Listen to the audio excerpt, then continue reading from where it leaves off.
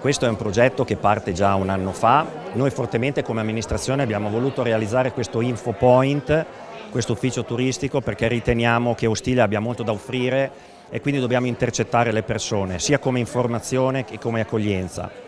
Ma non solo, noi vogliamo che ci sia uno sviluppo di tutto ciò che riguarda il territorio di Ostiglia.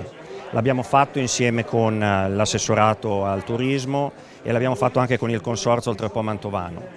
All'interno c'è del materiale informativo relativo ad Ostiglia, ma non solo, all'intero territorio dell'Oltrepo Mantovano, perché dobbiamo fare sinergia con tutto il territorio. Quello che stupisce ed è bello, perché è un punto di partenza, è che la permanenza media all'interno dell'Oltrepo Mantovano è in crescendo e facendo un rapporto il numero è di 2,83 giorni vacanza. Questo significa che le persone restano qui e questo valore è il più alto rispetto alla provincia di Mantova, altre zone, compreso anche la città di Mantova, quindi l'Oltrepo significa che sta crescendo ed è proprio per questo che questo punto InfoPoint deve fare rete con gli altri sistemi.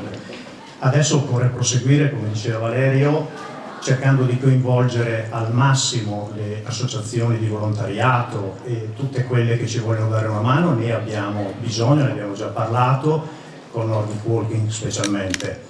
I commercianti, ma anche le varie attività che possono avere aperto le loro attività in momenti in cui il nostro ufficio fosse chiuso, di farci un po' da tramite, di dare le informazioni che al turista possono essere utili ed interessanti. Li doteremo di materiale informativo, Debian e quant'altro. È bello, è bellissimo Ostiglia e che cosa devo dire? È bellissimo tutto, Simonetta, questo, vabbè, beati quelli che vengono a Ostiglia.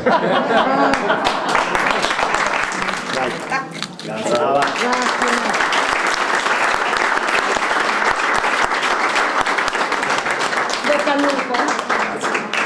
Questo deve essere un punto di partenza perché noi vogliamo poi implementare un sistema di turismo diffuso che vede anche il coinvolgimento dei commercianti, delle attività produttive, dei pubblici esercizi, per fare in modo che in ogni attività ci sia la possibilità di fare informazione, di dare delle informazioni a chi viene all'interno di Ostiglia, per fare in modo che Ostiglia sia accogliente e che un turista resti il più possibile nel nostro territorio.